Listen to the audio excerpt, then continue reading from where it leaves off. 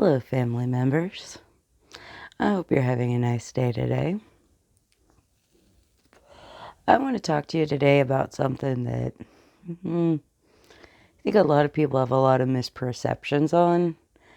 And, I happen to have a little insight, so I figured I might share it. I think it's very little secret. I'm morbidly obese. Excuse me. I've been floating around 300 pounds ever since I stabilized after I first got sick. Like, when I first got sick, I just lost weight and weight. I was like starving to death. And then when I figured out how to eat, it kind of went the entire other direction. And then when I got diabetes, they went back. I hate going up and down. It's not good for your body. But it's a very common thing for people who are any sort of overweight. We've grown up in this culture that vilifies fat and promotes dieting, and so a lot of people of all body types are kind of on that diet treadmill. They'll diet, do really well, lose weight, be proud of themselves. Then something will happen, and then they'll go back to normal, and then eventually they're like, oh no, I gained it all back. Why? Because that's what's biologically programmed to happen in your body. Once you've gotten to a certain weight, your body's going to try to go back to that weight.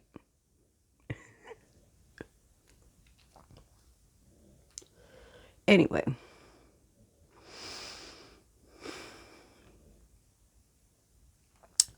I wanted to talk about what my life was like before I got disabled.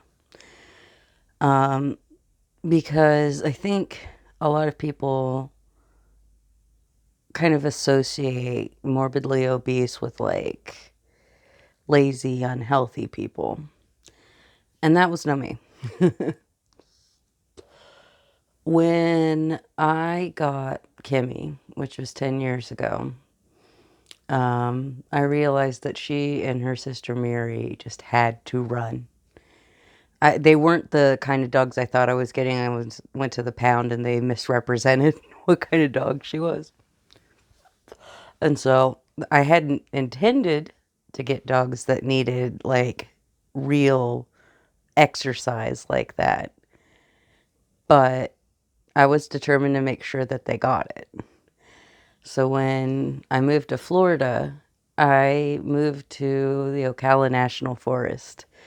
I was in this old like hunting cabin, stilt house. Everything was wood, and it was kind of nice. It was very backwoods. And I went hiking all the time. I'd go out into the middle of the national forest and just take the dogs and let them run and run. And, that's when I really, really became a hiker. And before that, I'd liked hiking and camping. I'd grown up running around in the woods of West Virginia, Like running around in the woods is just like my happy place. That's where I go. And I've hiked all over Florida.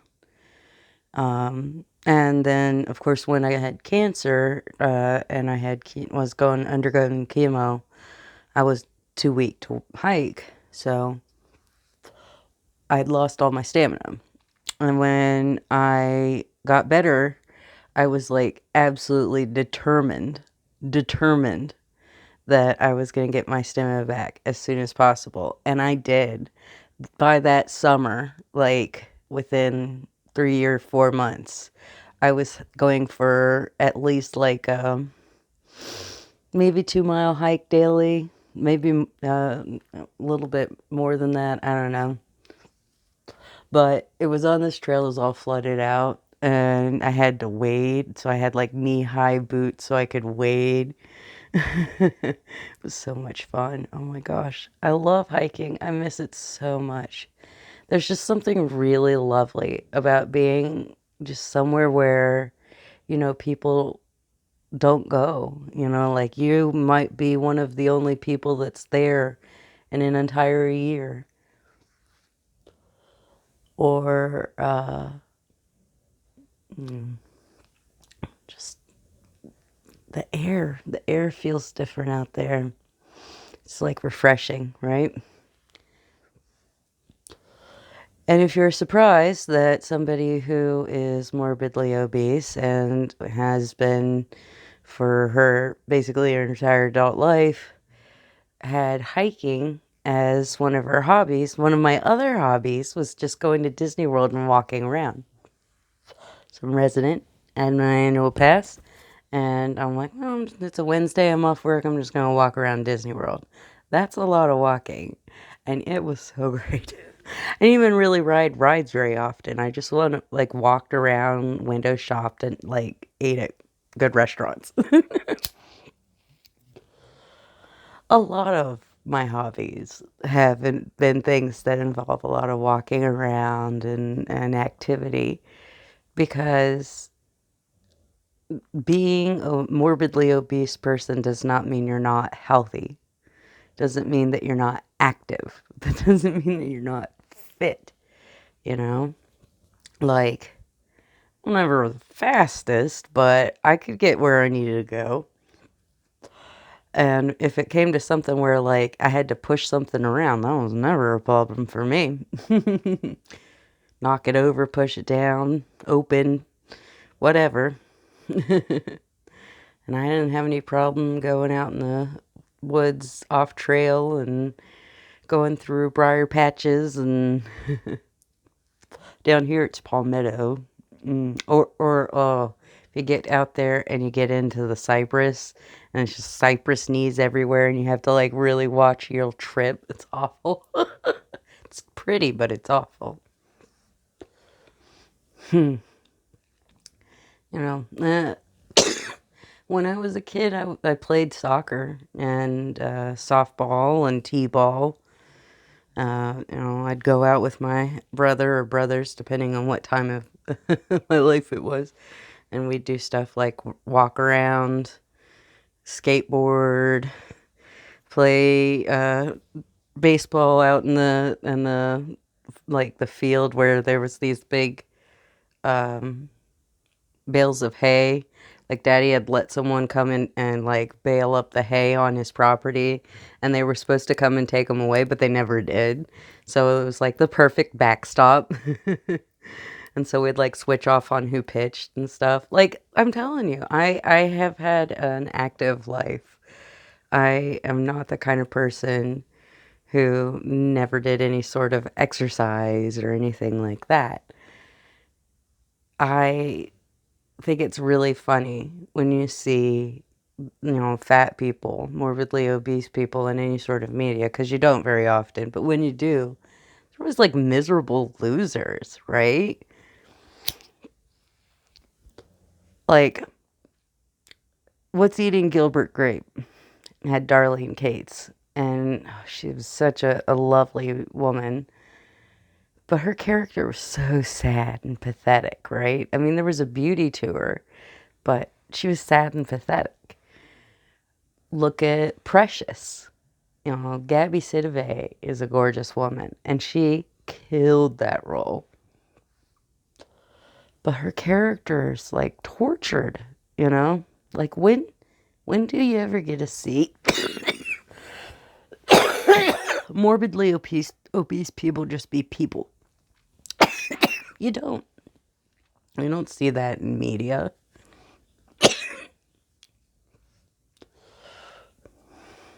And you know what? We are. There's more of us than you think. You know, now that I've said that, I want to kind of tell you about the challenges in my life due to being morbidly obese.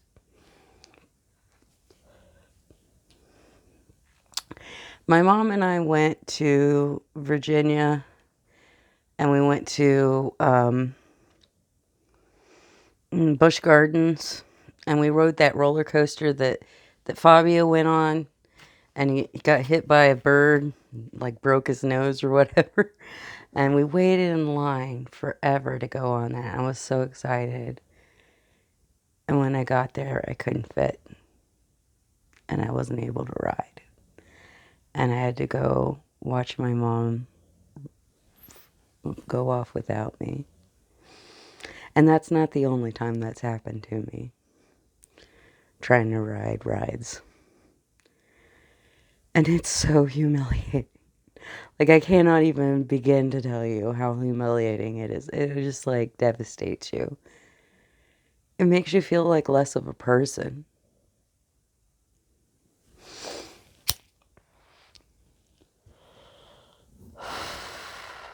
Riding on planes or trains, that's awful because they're not contained seats. And so you know your butt's going to overflow the seat and bump onto the person that's next to you, and there's literally nothing you can do about it. And if you have to sit next to a stranger, odds are they're going to give you a dirty look. And it's like, it's not my fault they made these seats too small. You know?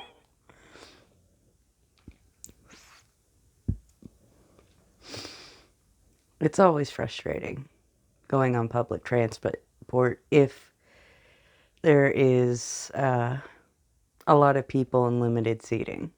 It just is.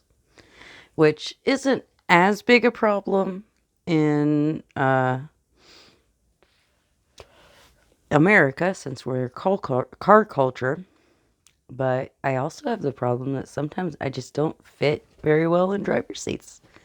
That's not every car can accommodate me comfortably. And that's kind of embarrassing, right?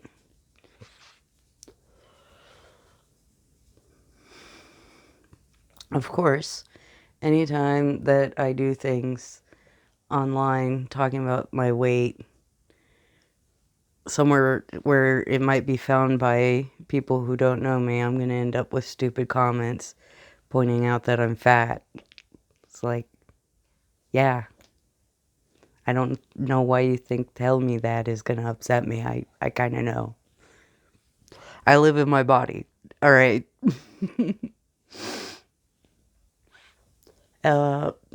When I first got sick, every doctor I went to assumed I had diabetes, even though I had already had that ruled out, although it later developed, which is super fun. But I'm like, my endocrinologist says I don't. Before that, too, every time that you go to the doctor and you're morbidly obese, they're going to talk to you about your weight, no matter what it is that you're going in for. If you go in because you got a cold or just a routine checkup, and it's like, why do they think they need to constantly remind us of our weight? Do they think, do doctors think that I haven't ever had someone tell me that before? That, oh, I didn't know that you believe that I need to lose weight for my health and that I ought to change my diet and exercise more. Like, it's so funny to me because, I gave up pop like 15 years ago. I don't drink coffee. I don't have caffeine in my diet. Before I got sick, I used to just like eat salads as a snack. Like, I tried really hard to eat a healthy, balanced diet, and I was very active. But they're telling me to be more active and eat better because of my weight. They just assumed that I wasn't really taking care of myself. that I didn't know how to take care of myself, and I needed them to tell me.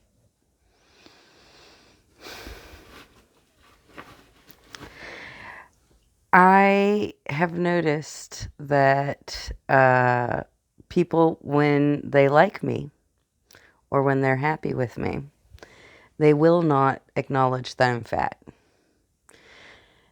It's that, you're not fat, you're beautiful. And I'm like, I didn't say those were mutually exclusive. So,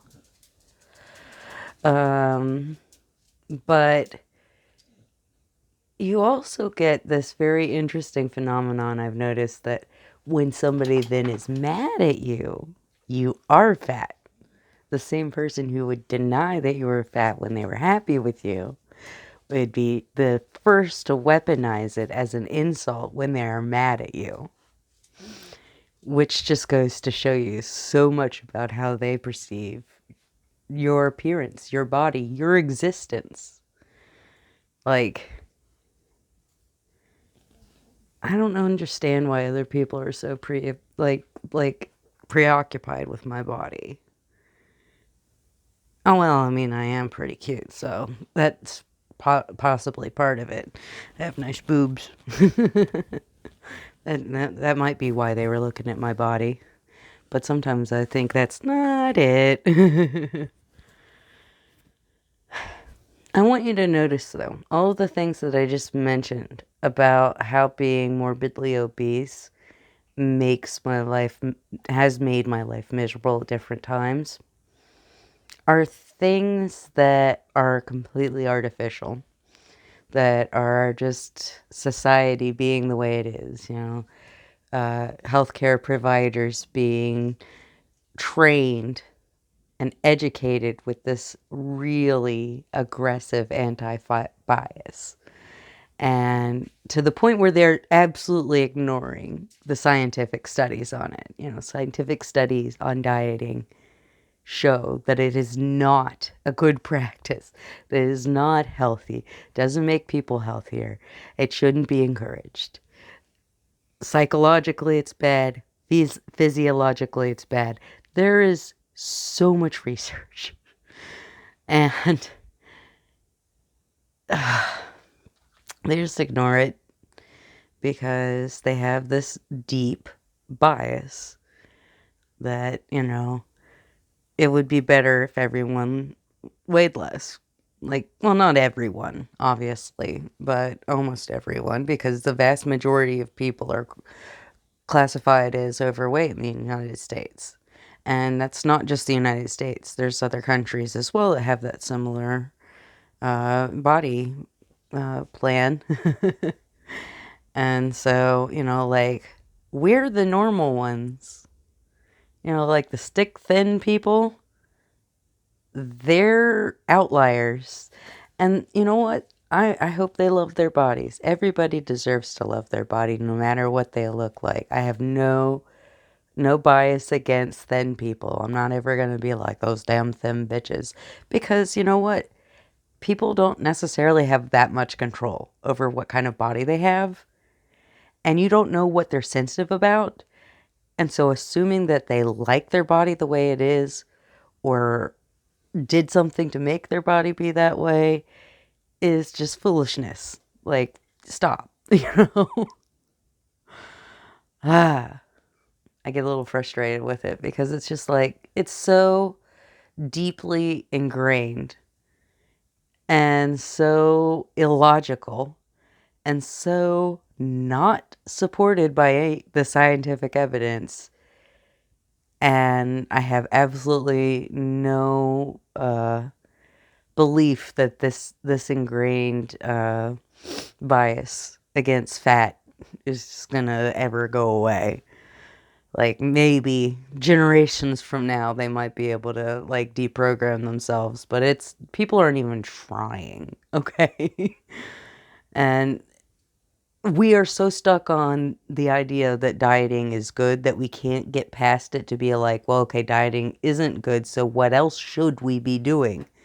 We can't even begin to talk about that because we get stuck on the same idea over and over again. And we get stuck on this idea that, that everybody should be shaped the same way. And so that, it's appropriate to have one size fits all vehicles or train cars or I mean, train seats or plane seats. And, it's not just fat people that suffer because of this one size fits all cars thing. Like, people who are very short and people who are very tall have a lot of problems too. If you're very short, then you might actually be at risk because of your airbag. And, you know, the car just literally not protect you the way it's supposed to. And if you're very tall, it's really hard to fit comfortably in most vehicles. So, why do we do this? Why do we only have this idea that everything has to be in one size? And if your body type is outside of that size, well, you just have to deal with it. Diversity is not just about skin type. It's not just about, identity, sexuality, romantic identity, all of that. It's about different types of people, different types of bodies, and making society work for all of us. Accommodating short people, accommodating the tall people, thin people, fat people. We all deserve dignity. We all deserve to be able to exist in our society and, just live our lives. Like, I don't really have a problem with being morbidly obese other than what it means for me in society. You know, as I get older, obviously, it is going to probably be harder on my joints to have more weight to carry around, but that's what I've been dealing with my whole life. So, hopefully I have good bone density.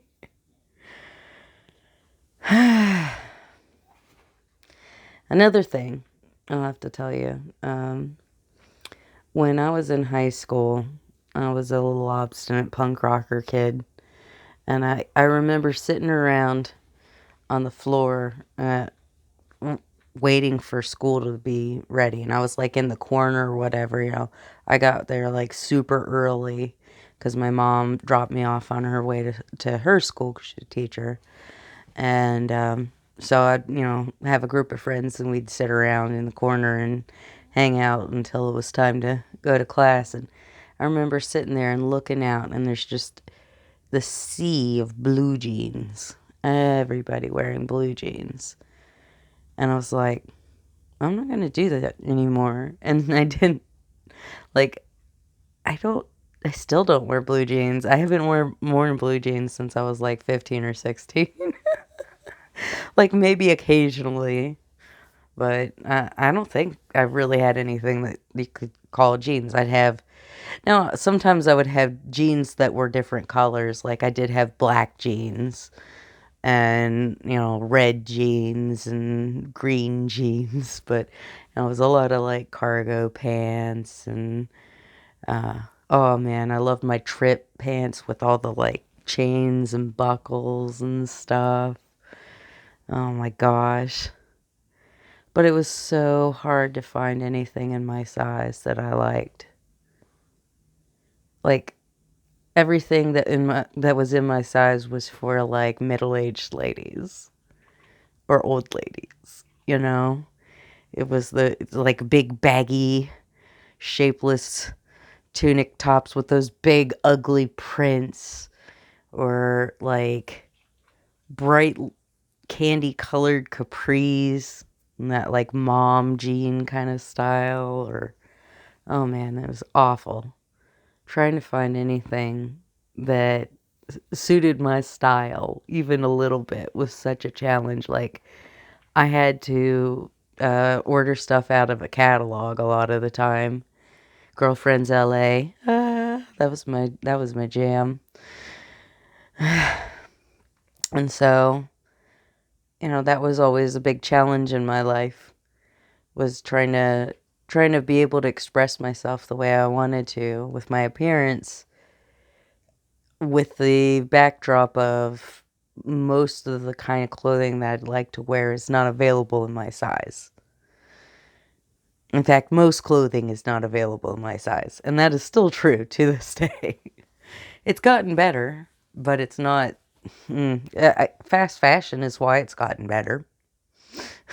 So it's like, well, yeah, it's nice that it's gotten better, but I don't know that the exploitation and waste of fast fashion is really worth it. Although I will say I probably wouldn't have this shirt if it weren't for the fact that fast fashion is a thing. And that's a fun feeling, right? But, I want to encourage everyone to think differently about, like, morbidly obese people and realize, we're all just people, we're all different. There's some of them that are lazy and some of them that,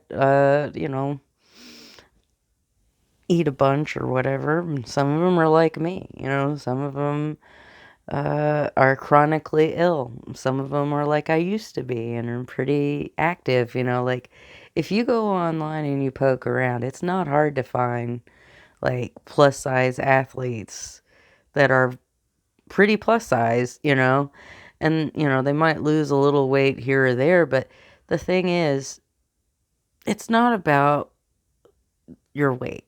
So here's the thing. I kind of alluded to this before, but I'll get into it a little more detailed. Once you create the cells in your body to store the fat that you have, what we call fat, adipose tissue, those cells don't go away.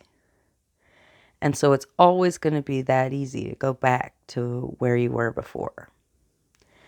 And so what I think is most important is to take care of your stamina and make sure that you're getting good nutrition.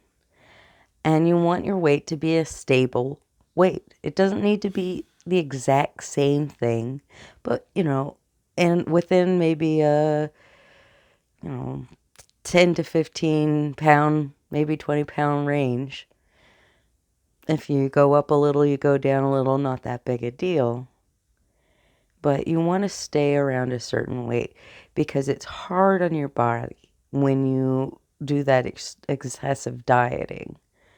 And it does a lot of bad things to your body to basically starve itself, because when we diet, we do sort of an extreme deprivation instead of just a moderation, because we're trying to get rapid results, right? And that is not healthy for your body. But then also, when you go back and you gain all that weight back rapidly, that's bad for you physically and intellectually, emotionally. That's upsetting. It's hard to go through that cycle. It's not good for a person in any way. And so I think that's what we need to do, is we need to focus on how to stop the cycle and how to just live a healthy life all the time and not try to like do something more than we can really truly maintain. But people are not honest with themselves about that, so I don't know. It's unlikely that people are going to ever have a good attitude about this. Like I said before, I think it's probably not going to happen. I'm probably always going to have people who look at me and assume things, and oh well, that's their loss, I'm who I am. I'm not who they think I am, and they can think whatever they want. When I was in high school, I remember I was pretty comfortable with my body. I'd learned to kind of accept the fact that I was a big girl, and, that didn't mean I was less valid or unable to do things or whatever. And a lot of my female friends who were thin, some of them were very thin, hated their bodies. Constantly felt like they were too fat or they looked bad or wanted to lose weight. I've had friends who, struggled with disordered eating, and generally they're fairly thin, just naturally, and it's sad to me. We live in a culture that teaches women to hate their bodies, and because I was like this weirdo who wasn't going to listen to society, I didn't get that, and I was able to love myself and accept myself, but my friends were not. And it wasn't about how we looked. It wasn't about who was fat and who wasn't fat. It was about who could reject that programming and who could. So anyway, I'd like to give you a little beeping. Beepy, you gonna say hi? No?